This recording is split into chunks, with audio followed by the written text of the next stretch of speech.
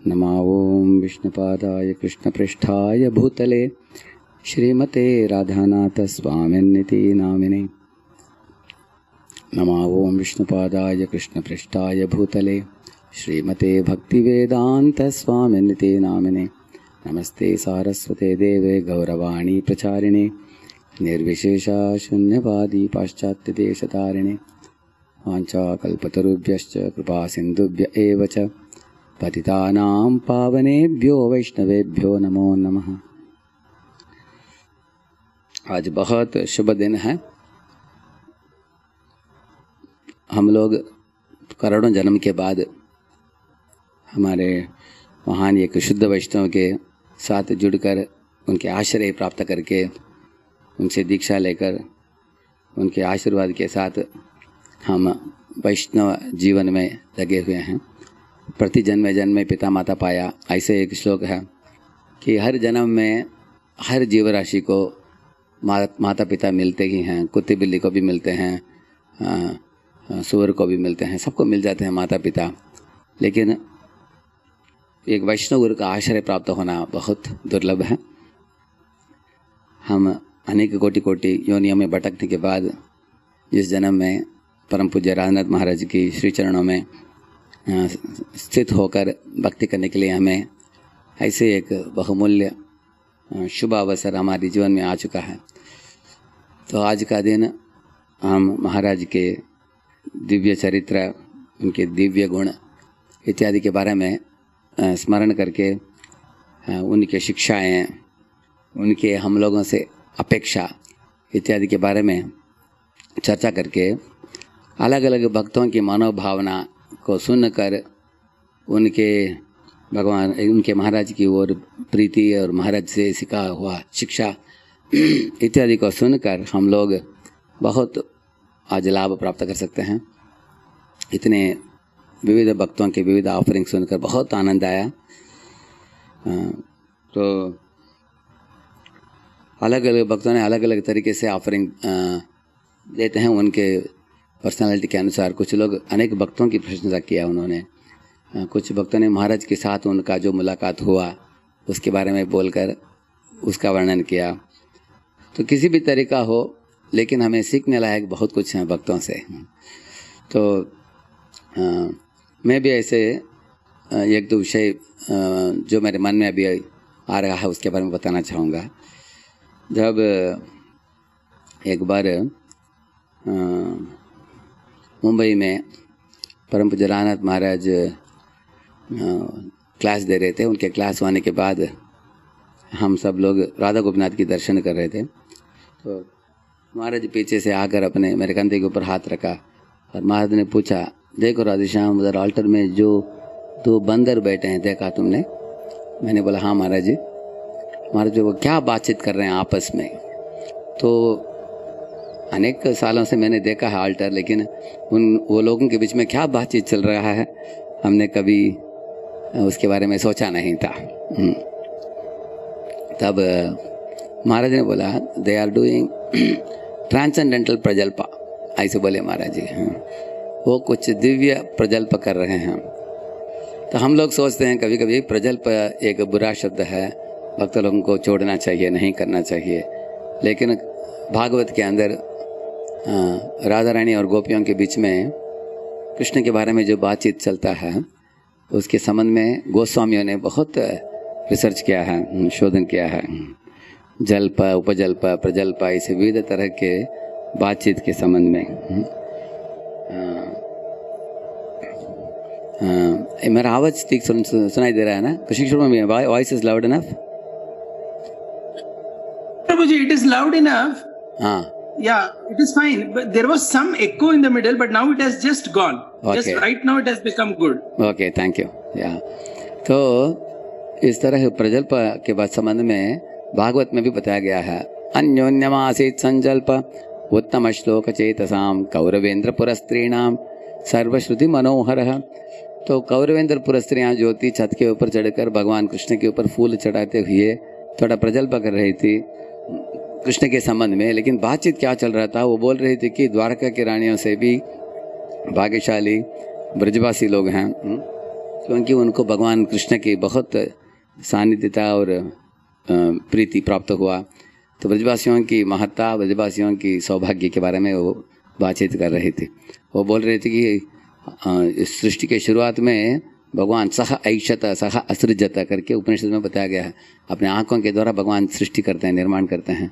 लेकिन वही व्यक्ति इधर कृष्ण हैं जो जा रहे हैं सड़क में, वही भगवान हैं जिन्होंने अनंत कोटि ब्रह्मांड को रचाया। इस तरह की बातें कर रही थी वो। हम बोलते हैं प्रजल्प करके, लेकिन प्रजल्प नहीं था वो तो दिव्य बात था उनके बीच में। ऐसे ही रुक्मिणी के लव लेटर बोलते हैं, लेकिन लव लेटर क्या है? पूरा रुक्मिणी के मनोभाव जो है दिव्य प्रेम है भगवान के लिए, उसमें लेश मात्र भी काम नहीं है। इस तरह महाराज बता रहे थे कि जो बंदर बातचीत कर रहे हैं वृंदावन में, सही तो शुक और शारी बात करते हैं, दो तोते, राधा की गुणगान करना, कृष्ण की गुणगान करना, ऐसे ही बातचीत करते हैं आपस में वो। इस तरह के प्रजल्प से कोई भी भक्त को बहुत लाभ ही लाभ होता है। इसके विरुद्ध महाराज कुछ दिनों के बाद एक दिन प्रवचन दे रहे थे, तब गौरहरि प्रभु ने एक प्रश्न पूछा था महाराज को क्लास के बाद। महाराज जी, शहर में जो लोग रहते हैं उनको इतना भौतिक प्रजल्पों को सुनना होता है, इतना पूरा शहर का वातावरण इतना दूषित हो गया है, इतना सिनेमा का पोस्टर है, इतना गंदा है इसे, लेकिन गांव में वातावरण अलग ही रहता है, तो आपका सोचना क्या है? तो महाराज जी समझ गए कि प्रभु जी ये पूछना चाहते हैं कि सब लोगों को वर्णाश्रम को गंभीरता से लेना चाहिए, गांव में जाना चाहिए इत्यादि। तो महाराज हमेशा एक अलग दृष्टिकोण से देखते थे वो।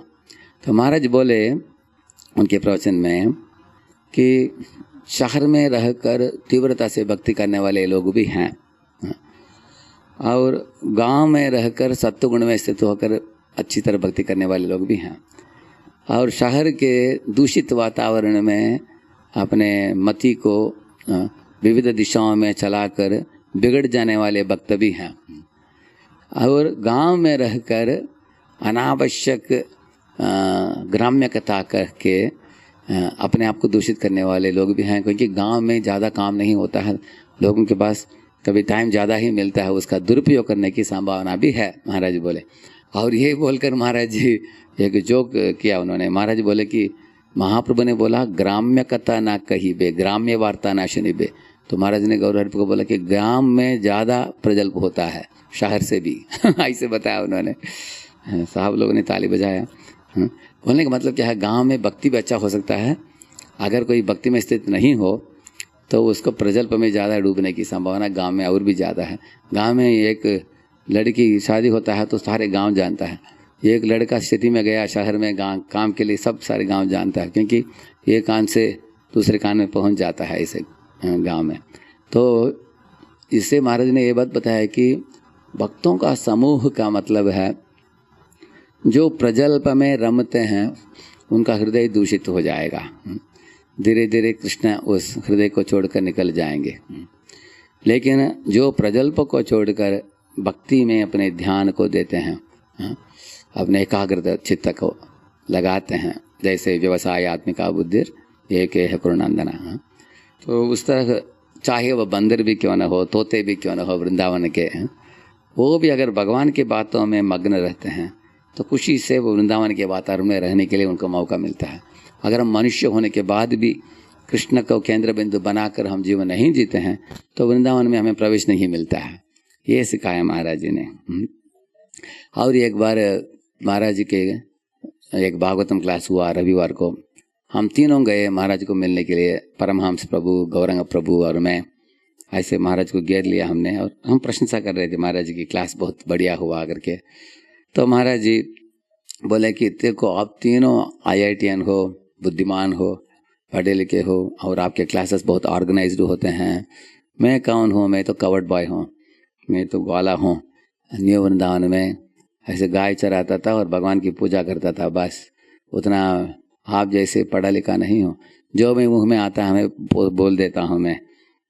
आप जैसे प्लानिंग करके मैं तैयारी नहीं करता हूँ, ऐसे बोले महाराज जी। तो हम लोग तो हंस पड़े, बोले महाराज जी क्या बोल रहे हैं आप तो घंटों घंटे चैतन्य चरितामृत से इतने नामों के याद रखते हैं, इतने सिस्टमैटिक आप समझ आते हैं। और हम आपके प्रवचन सुनकर हमको लगता है कि you are like a doctorate हैं। आपके इतने दिव्य ज्ञान को आपने हासिल किया है, इतने सरल भाषा में समझ आते हैं आप। हम कौन महाराज, हम लोगों की बातचीत में भक्ति नहीं है, ऐसे हम लोग बोल रहे थे महाराज जी को। तो महाराज जी उसके बाद बोले ठीक है, आप तो IITN हैं, आपका प्रवचन सब सिस्टमैटिक होता है, लेकिन आप गर्वित हो जाएंगे और तो आप भगवत धाम लौट नहीं सकते हैं। तब महाराज ने बोला still you have to become a cowherd boy and learn how to milk a cow, then only you can go back to Godhead. महाराज बोले IITN आप हो सकते हैं, फिर भी आपको गाय से दूध दूहने के लिए सीखना चाहिए, तब आप भगवत धाम जाएंगे, ऐसे बोले। तो इस तरह महाराज कभी हमको उठाते थे और नीचे खींचते थे ताकि हम गर्वित ना हो जाए, ऐसे। तो महाराज जी जब भी अहंकार के संबंध में बातचीत करते हैं, महाराज जी के साथ संपर्क करके उनके मुखारविंदों से सुनकर हमको सीखने को बहुत मिला है। अनेक बार इस विषय के बारे में मैं गौरंग प्रभु महाराज के साथ बात करके सीखा है। तो मैं एक दो शब्द उसके संबंध में बोलना चाहता हूँ। एक बार महाराज बोले कि don't feed the false ego, liberate yourself from it. ऐसे बोला कि मिथ्या अहंकार को पोषण मत दो, और उससे मुक्त हो जाओ।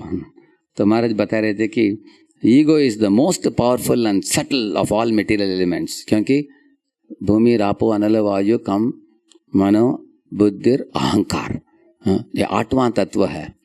तो सबसे सूक्ष्म है अहंकार। हमको भी मालूम नहीं होता है कि हमारे अंदर कितना गर्व है, जब तक गुरु नहीं बोलेंगे हमको, हमें पता नहीं चलेगा हमको। इसलिए क्योंकि अहंकार जो है बुद्धि से भी ऊपर है, इसलिए हमारी बुद्धि को लेकर हम हमारे अंदर कितना अहंकार हम समझ नहीं पाएंगे। लेकिन हमारी बुद्धि से परे कौन है? अहंकार है। अहंकार से परे कौन है? गुरु महाराज है। तो गुरु महाराज अगर हमारे अहंकार को देखते हैं तो बताएंगे हमको, तुम्हारी बुद्धि से तुम अहंकार को समझ नहीं सकते, इसलिए तुम अहंकार को छोड़ा, इसे सिखा सकते हैं ऐसे। तो वो बताते हैं कि ego is the most powerful and subtle of all mental elements and it is the foundation on which all of life complications are built. जीवन के सब जटिल कठिन चीज़ें जो भी हैं उसमें जीवन में तकलीफ हम लोग भोगते हैं, उसका मूलभूत कारण है अहंकार, मिथ्या अहंकार। और महाराज ने बोला कि ego might be called as a disease whose symptoms include selfishness, arrogance and desire to control. तो महाराज जी सिखाते हैं कि ये अहंकार जो है इसमें स्वार्थ भावना होता है, रजोगुण होता है, ये सब चीज़ों को कब्जे करने की इच्छा होता है, इस तरह अनेक चीज़ बताते हैं। इसके विरुद्ध जो भक्ति जो है, bhakti invoke selflessness, humility and desire to serve. Bhakti में क्या है? निस्वार्थ भावना, नम्रता और सेवा भाव इत्यादि होता है भक्ति में।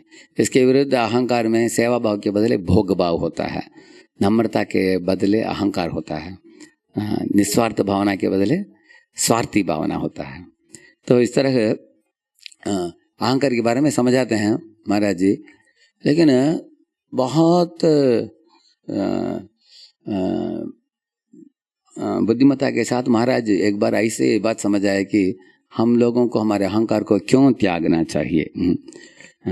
तो उन्होंने सिखाया महाराज ने ऐसे कि देखो, अगर आपके शरीर में अगर मलेरिया आ चुका हो, तो आप पूछेंगे डॉक्टर के पास, क्यों मुझे इतना पसीना छूट रहा है, इतना बुखार हो रहा है, एक हफ्ते से मैं तड़प रहा हूँ, क्या समस्या है? तो डॉक्टर बोलेगा कि आपको किसी मलेरिया मस्कीटो ने, एक मलेरिया मच्छर ने काट दिया है। आप पूछेंगे डॉक्टर को, किधर वो मलेरिया मच्छर, दिखाओ। तो डॉक्टर बोलेगा मालूम नहीं वो किधर चला गया, लेकिन आपको काट कर चला गया वो। तो आप तो उसको ढूंढ नहीं पाएंगे, लेकिन दवाई चालू होता है, आपको दवाई भी खाते हैं, तकलीफ भी भुगतना पड़ता है मलेरिया के 1 हफ्ता 10 दिन। इसी तरह महाराज बोले, अगर हम लोग परजीवों के साथ पेश आते समय अगर हम नम्रता के पूर्वक सही ढंग से उनसे बर्ताव नहीं करते हैं, उसके अनुसार उसके कारण विकर्म आ जाता है। विकर्म का मतलब है हमारे अकाउंट में या तो अपराध आ जाता है, नहीं तो कुकर्म आ जाता है। वो उसका फल तो ज़रूर नतीजा आता है बाद में। जब उसका फल आएगा बाद में, जिस तरह मलेरिया के व्यक्ति को भुगतना पड़ता है, इस तरह हमको भी भुगतना पड़ेगा। अगर हम इच्छा करते हैं कि हम हमारे भविष्य जीवन बड़ा उज्जवल हो। हाँ, तो महाराज बोले कि अगर इच्छा हो तो इसके कारण हमें अहंकार को हमें नियंत्रण करना चाहिए। हाँ, उसको काम करके नम्रता को अपनाना चाहिए हमारी भलाई के लिए। हाँ, ऐसे बोले। तो इस तरह हम सब भक्त अपने भक्ति मार्ग में अभ्यास करके आगे बढ़ने के लिए प्रयत्न कर रहे हैं। हाँ, जरूर अच्छी बात है, लेकिन ये अहंकार सबसे सूक्ष्म चीज़ है। हाँ, हम अनेक बार हम लोग वरिष्ठ हो जाते हैं, हमको उंगली दिखाकर हमको करेक्शन करने वाला कोई, बोलने वाला कोई नहीं है हमारे सामने, और गुरु महाराज दूर हैं, तो हम लोग समझ नहीं पाएंगे। लेकिन ये बहुत महत्वपूर्ण चीज़ है कि हम इस अहंकार को हम मिटाए। तो अहंकार को मिटाने के लिए हमें क्या करना चाहिए, वो भी है। मैंने एक बार महाराज को पूछा व्यक्तिगत रूप में, महाराज दो चीज़ बोले। उन्होंने बोला कि पहला अपराध होता है अहंकार के कारण, और 10वां अपराध होता है आसक्ति के कारण, भौतिक आसक्ति के कारण। अगर हम बहुत स्ट्रिक्ट साधना करते हैं, सुबह का कार्यक्रम करते हैं, तो अहंकार चढ़ जाता है, इसके कारण हम पहला अपराध करते हैं। लेकिन अगर हम बहुत ढीला पड़ जाते हैं सुबह के कार्यक्रम में, तो 10वां अपराध होता है, भौतिक आसक्तियाँ बढ़ जाते हैं। तो क्या किया जाए? अच्छा, स्ट्रिक्ट हो जाएंगे तो अहंकारी हो जाते हैं, ढीला पड़ जाएंगे तो आसक्ति आ जाता है। तो क्या करना चाहिए?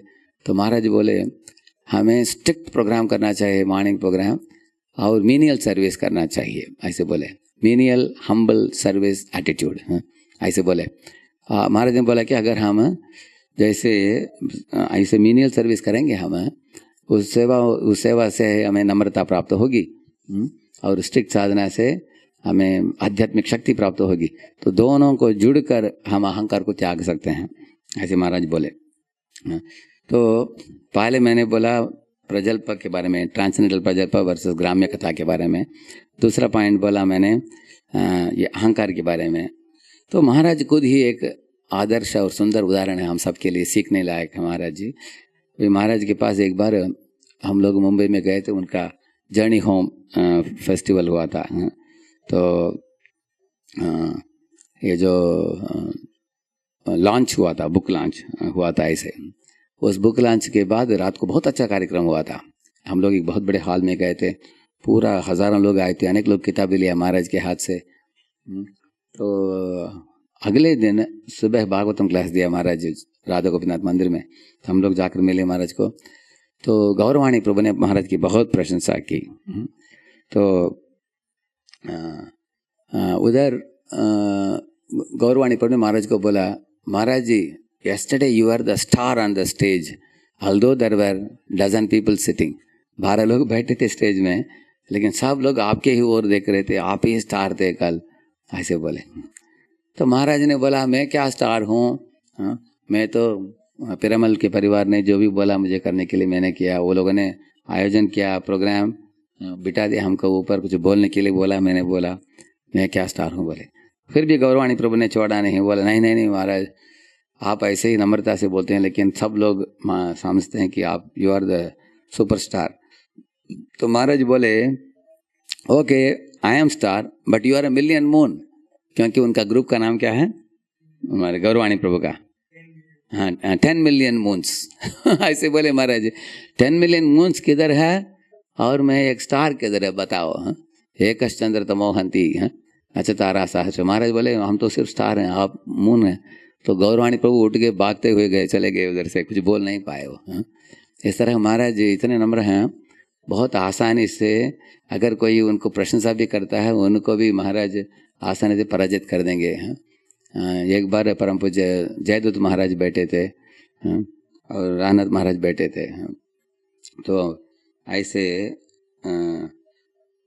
इस वाले जयदूत स्वामी महाराज ने अबे दोनों एक दूसरे की प्रशंसा कर रहे थे ऐसे। तो वो कुछ तो ऐसे बात आया कि अनुवाद जो कर रहे थे, किसी ने बोला कि you are like a flower, flower like Vaishnava, फूल यू आर सेइंग। और महाराज ने बोला no I am not a flower फूल, आई एम अ फूल ऐसे बोले I am not a flower, I am only a fool. तो महाराज इस तरह अपने अपने उच्च कोटि के पदवी में रहते हुए भी महाराज जी इतने नम्र हैं, उनकी नम्रता को देखकर हमें शर्म आता है कि हम अपनी स्थिति में कितना नम्र होना चाहिए। और महाराज जी सारी दुनिया में अनेक तरह तरह के लोगों को मिलकर विविध तरीके से उनको प्रेरणा देकर उनको भक्ति मार्ग में जोड़ रहे हैं। उनको जितना हो सकता है उतना उनको जोड़ रहे हैं। एक बार मैं चौपाटी में महाराज को पूछा था कि महाराज मैं देख रहा हूँ आजकल जीवी में भी और चौपाटी में भी आप लोग अनेक बाहर के संस्था के लोगों के साथ जुड़ रहे हैं, जो गौ सेवा कर रहे हैं और अनेक सामाजिक सेवा करने वाले लोग होते हैं। तो इस तरह की जो जुड़ने से क्या हमारे भक्त लोग कमज़ोर नहीं पड़ जाएंगे क्या? यह अच्छा है क्या हमारे भक्तों के लिए?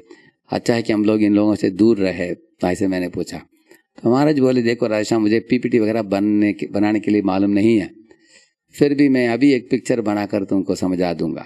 ऐसे बोलकर महाराज एक पेपर और पेन ले लिया हाथ में, एक बड़ा सर्कल बनाया। ऐसे बनाकर और उसमें क्या किया, जैसे एक छोटा छोटा सर्कल वो सरकमफ्रेंस में बनाया, बड़ा सर्कल के सरकमफ्रेंस में ऐसे ऐसे सर्कल बनाया, ऐसे 7-8 सर्कल बनाया छोटा। वो छोटे सर्कल जो थे वो आधा अंदर थे और आधा बड़े सर्कल के बाहर थे, ऐसे बनाया उन्होंने। और अपने पेंसिल लेकर उन्होंने शेडिंग किया, जो भी अंदर आता है वो छोटे सर्कल जो है ना ऐसे ऐसे वो अंदर जो आता है उसको शेडिंग किया। तो महाराज बोले, देखो राधेश्याम, बाकी संस्थाएं जो हैं उनके कुछ मिशन जो होता है हमारे इस्कॉन से जुड़ता है। जैसे भी गौ रक्षा करने वाले संस्थाएं हैं वो लोग भी गौ सेवा को मानते हैं, हम भी मानते हैं। वो भी गौ माता को माता मानते हैं, हम भी माता मानते हैं। तो वो शेडिंग किया हुआ एरिया है। और उसके बाहर देखो वो मायावादी हैं, तो हमसे उनका कुछ लेना देना नहीं है उनसे। इस तरह महाराज बोले, कुछ लोग ग्रीन कल्चर चाहते हैं।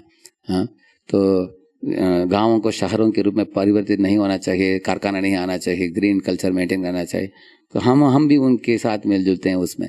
तो इस तरह महाराज ने सर्कल बनाकर दिखाया है, जो भी हमारे सर्कल के अंदर आता है उतना ही हम कोलैबोरेट करेंगे उनके साथ। और महाराज बोले, उनसे ऐसे कोलैबोरेट करके अगर हो सकता है तो छोटा सर्कल को पूरा ही अंदर खींच लेंगे हम, बड़े सर्कल के अंदर। अगर हो नहीं सकता तो जितना अंदर आते हैं उतना उनके साथ कोलैबोरेट करेंगे और बाकी हम उनके साथ जुड़ेंगे नहीं। मैंने बोला, महाराज जी क्या आप बोल रहे हैं, ये आप कर सकते हैं, लेकिन आपके शिष्य गणों को कितना उनको पता है ये कैसे करना है? वो लोग कभी बुद्धि भ्रष्ट हो सकता है। वो छोटा सर्कल को बड़े सर्कल के अंदर खींचने के बदले छोटे सर्कल के साथ वो बड़े सर्कल छोड़कर बाहर चले जाएंगे। वो ऐसे होने की संभावना है कि नहीं? ऐसे मैंने महाराज को पूछा। महाराज बोले, इसलिए मेरे सब शिष्यों को ये देखना चाहिए कि दिस इज कृष्ण सेवा, this is not social service. मैं जो भी आइडियाज दे रहा हूँ प्रयाग प्रोजेक्ट में, उसको इस भावना के साथ करना चाहिए कि ये कृष्ण सेवा है, हम कृष्ण के लिए कर रहे हैं। इसलिए कर्मी लोग भी जो हमारे भक्तों के साथ जुड़कर कोलैबोरेट कर रहे हैं वो भी तलक पान कर धीरे धीरे भक्तों के समूह में आ जाना चाहिए। ये हमारा उद्देश्य है प्रयाग प्रोजेक्ट का, ऐसे महाराज बोले जब मैंने उनसे बात किया। तो इससे मैं समझ गया कि महाराज जी का विजन, महाराज जी का मिशन एकदम क्लियर कट है, लेकिन हम लोग उनके अंडर में जो काम करते हैं इसको सही ढंग से हमें समझना चाहिए। तो उनके जर्नी होम जो बुक लिखा महाराज ने, उस बुक का मूलभूत उद्देश्य क्या है? तो अनेक लोग उसको पढ़कर कुछ लोग कुछ अपोजिशन भी किया था कि आपने मायावादी फोटोओं को अंदर डाला है। लेकिन अगर आप गहराई से देखेंगे उस किताब को, मायावादियों का फोटो सिर्फ 1/4 पेज है। एक पेज में 4 मायावादी फोटो है। लेकिन जब प्रभुपाद जी का और भक्तिवेदांत सरस्वती का फोटो आता है वो फुल पेज है उनका। प्रभुपाद जी का एक 1 पेज है और भक्तिवेदांत सरस्वती ठाकुर का 1 फुल पेज है, बाकी लोगों को छोटा छोटा है, ऐसा लगा है। लेकिन महाराज जी एक बात समझाते हैं, तो इस दुनिया के विविध मार्गों को अभ्यास करने वाले अनेक लोग भी महाराज की किताब को पढ़कर आकर्षित हुए और भक्ति मार्ग की ओर उन्होंने मुड़ा है। जो योगी लोग भी महाराज जी के अनुगामी बनकर भी भक्ति मार्ग में बहुत बड़े मात्रा में जुड़ रहे हैं। जैसे ऋषिकेश में ब्रजवासी प्रभु के साथ में बात कर रहा था कुछ दिनों के पहले, बता रहे थे कि महाराज जी ऋषिकेश में आकर उधर बहुत बढ़िया ट्रेनिंग प्रोग्राम्स देते हैं। महाराज भी हर साल आते हैं। हमारे पुणे के हम लगभग 8-10 भक्तों को भेजा है ऋषिकेश में। महाराज जी ने इच्छा प्रकट की पुणे के कुछ भक्तों को भेजो, अच्छा होगा। कि ऋषिकेश में मेरे योगियों की ट्रेनिंग में बहुत हेल्प आएगा। तो महाराज ने बोला था, पुणे से 8-10 भक्त गए हैं, ब्रह्मचारी गए हैं उधर। तो मैंने सुना कि महाराज उधर सब बड़े बड़े योगी बैठे हैं। आप उधर पोस्टर में देखेंगे 5-6 बड़े मोटे योगियां हैं, बड़े बड़े जटाधारी। उनमें से महाराज को भी एक फोटो लगाया है उधर। उसका मतलब बड़े योगी लोग भी महाराज को भी मानते हैं, ये भी उनके योगियों में एक है, पहले योगी हुए हैं हिमालय में इत्यादि। तो महाराज उन योगियों को जब प्रवचन देते हैं, महाराज जी उनके समक्ष बैठकर ओम ऐसे 1 मिनट से ज्यादा बोलते हैं। ओम सब लोग साथ में, योगियों को तो अच्छा लगता है ना ऐसे ओम वो भी चालू कर देते हैं। ऐसे 1 मिनट होने के बाद महाराज जी अज्ञानतिमिरन्धस्य ज्ञानांजन शलाकया ऐसे बोलेंगे महाराज जी। उसके बाद तो उनका ओम का ओम भी हो गया और हमारी प्रार्थना भी हो गया साथ में। महाराज जैसे कोलैबोरेट करना जानते हैं अच्छी तरीके से ऐसे लोगों को भी भक्ति में लाने के लिए। तो लेकिन जर्नी होम किताब का मूलभूत उद्देश्य क्या है, आप उस किताब से ही आप पहचान पाएंगे। उधर बताया गया कि discovering the mood of Vrindavan and the nature of Radha Rani. ये महाराज का महाराज ने बोला कि यही उन्होंने पहचाना अपने जीवन में, राधा रानी की सेवा भावना और वृंदावन वासियों की भावना इत्यादि से महाराज के हृदय पिघल गया और वृंदावन छोड़ना ही नहीं चाहते। और अभी भी छोड़ा नहीं है महाराज ने वृंदावन को, क्योंकि वृंदावन को अपने हृदय में धारण करके न्यू वृंदावन में गए। भारत जब लौट आए चौपाटी में आकर उसी वृंदावन के मूड को उन्होंने प्रोपेगेट किया, फैलाया लोगों को। उसके बाद महाराज जी उन दिनों में अक्सर बोलते थे कि प्रभुपाद जी की इच्छा थी 7 टेम्पल्स ऑफ वृंदावन बनाना चाहिए करके। तो उसके बाद अभी आप लोग देख रहे हैं जीवी में कैसे महाराज ने सुंदर तरीके से बनाया है। तो अंत में मैं एक चीज़ बोलकर ये बातचीत में विराम देना चाहता हूँ। मैंने देखा है कि महाराज के शिष्य, क्योंकि महाराज अच्छी तरीके से प्रशिक्षण दिया है, सालों साल यात्रा में लेके जाकर घंटों घंटे प्रवचन देकर, और चौपाटी में ऐसे ही सालों साल रहकर लगभग 1986 से लेकर अभी तक हम लोगों को कितना संग दिया महाराज ने। ऐसे साल में लगभग 8 महीना मुंबई में रहते थे और 4 महीना जाते थे फॉरेन। लेकिन अभी थोड़ा रिवर्स कर दिया, अभी 8 महीना प्रचार होता है, उनको मुंबई में 4-5 महीना आते हैं महाराज जी। लेकिन इतने 30 साल 25 साल 30 साल महाराज ने अपने संग देकर अपने शिष्यों को, भारत के शिष्यों को बहुत मजबूत बनाया है। हमें बहुत इस बात पर गर्व हो रहा है कि हमारे गुरु भाई गुरु बहन जो हमसे वरिष्ठ हैं, उनको देखकर हमें इतने परम आनंद होता है। विश्वरूप प्रभु, द्वारकाधीश प्रभु, श्यामानंद प्रभु, राधा गोपीनाथ प्रभु, गौरांग प्रभु हैं, ऐसे गोविंद प्रभु, ऐसे अनेक भक्तों को मुंबई में भी देखकर और उनके अनुगामी बनकर हमारे पूना में भी मैंने पता चला मुझे कि सब कांग्रेगेशन कोविड के टाइम में बहुत अच्छी तरीके से अनेक तरह तरह के ट्रेनिंग प्रोग्राम्स डेली सुबह शाम। आजकल एक नया चीज़ चालू हो गया हमारे कांग्रेगेशन में, अनेक काउंसलर लोग अभी रोज प्रभुपाद की किताब पढ़ने का कार्यक्रम चालू कर दिया है 20 मिनट। मुकुंदानंद प्रभु से जब मैंने सुना तब सोचा कि मुकुंदानंद प्रभु एकमात्र व्यक्ति है जो कर रहे हैं, मैंने सोचा। बाद में ब्रजानंद प्रभु ने भी बोला कि हमने भी चालू कर दिया है हर दिन प्रभुपाद की किताब पढ़ना 20 मिनट हमारे काउंसलर्स के साथ। अभी मुझे पता चल रहा है कि और दर्जन काउंसलर लोगों ने चालू कर दिया। तो मुझे लगा कि अभी मेरे मन नाच रहा था इसको देखकर, क्या हमारे भक्त लोग इतने गंभीर हो गए प्रभुपाद की किताबों को पढ़ने में। और अभी भक्ति वैभव में भी अनेक लोगों ने ज्वाइन किया है और अनेक लोग अपने घर में क्या क्या किस तरीके से मनाए हैं जन्माष्टमी और विविध उत्सवों को। क्योंकि मुझे भी देखने को मिला जन्माष्टमी के समय वीडियोस, छोटे छोटे वीडियोस बनाया था। हरिप्रसाद प्रभु, शंकर पंडित प्रभु ने प्रेजेंट भी किया। तो महाराज जी बहुत खुश होंगे। पता नहीं मुझे कैसे हम ये सब चीज़ों को कन्वे कैसे करेंगे महाराज जी को, आप ही कुछ आइडिया बताइए आप लोग, कैसे महाराज तक इन चीज़ों को पहुंचाएंगे। महाराज जी इसको देखकर बहुत खुश होंगे। तो शंकर पंडित प्रभु युगल प्रेम माता जी के मीटिंग में गया था मैं, वो लोग इतने बड़े ग्रुप को लेकर इतना बढ़िया कार्यक्रम चलाया है ये कोविड के टाइम में। ऐसे अनेक लोग महीनों महीने भागवत स्टडी सर्कल वगैरह बनाकर पढ़ते आए हैं भक्त लोग। तो every disciple of Maharaj is like a walking talking university. ये कैसे कैसे बने वॉकिंग टॉकिंग यूनिवर्सिटी, क्योंकि महाराज का प्रशिक्षण ऐसा है। तो अंत में मैं 2 चीज़ बताना चाहता हूँ कि महाराज क्या चाहते हैं हमसे और महाराज क्या चाहते हैं कि हम ना करें। क्योंकि ये सुना हमने महाराज के शिक्षाओं के संबंध में। महाराज 3 चीज़ चाहते हैं हमसे। मैं इंग्लिश में बोलता हूँ, उसके बाद हम अनुवाद करेंगे। Try to please my god brothers under whom you are serving. उसका मतलब महाराज के गुरु भाई जो होते हैं अलग अलग प्रोजेक्ट में, वो ही जीबीसी हैं। जैसे पुणे में परम पूज्य गोपाल कृष्ण महाराज हैं, परम पूज्य लोकनाथ महाराज हैं। महाराज बोल रहे हैं कि उनको खुश करो, क्योंकि अब उनके अधीन रहकर आप सेवा करते हो, उनको खुश करो।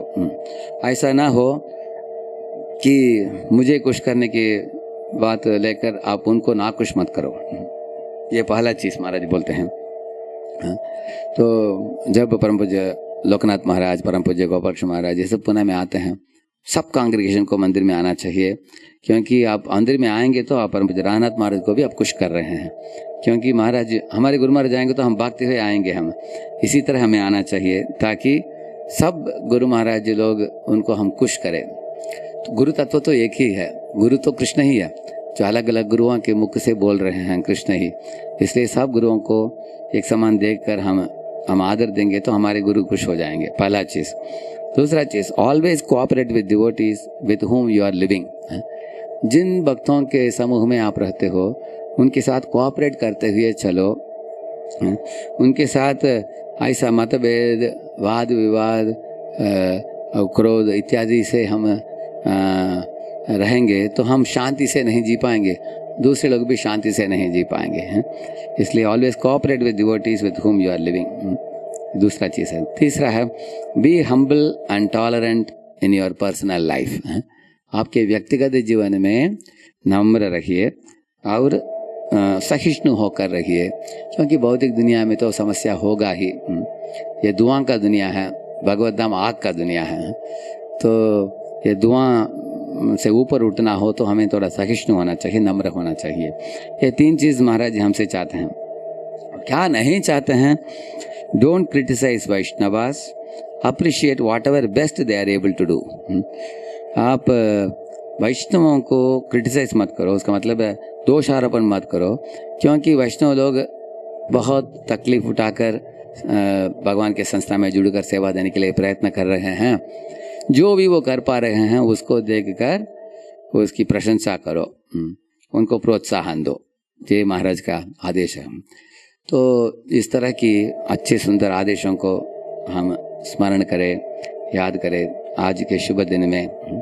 तो वो महाराज जी हमारे आध्यात्मिक पिता हैं, एक आदर्श उदाहरण है, और सारे दुनिया में हजारों लाखों लोगों के हृदय में इन्होंने स्थान पाया है, अपने कथाओं के द्वारा, अपने चरित्र के द्वारा, अपने रहन सहन के द्वारा, अपने मधुर व्यवहार के द्वारा, प्रीतिपूर्ण व्यवहार के द्वारा।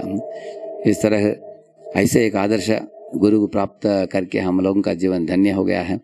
तो हम इनके गुणादिशयों को स्मरण करें और इनके सही अनुगामी बनकर महाराज के हृदय को खुश करके आशीर्वाद पाकर हम भगवान के साथ नित्य निरंतर काल के लिए भगवत धाम में वास करके उनकी सेवा में हम जुड़े।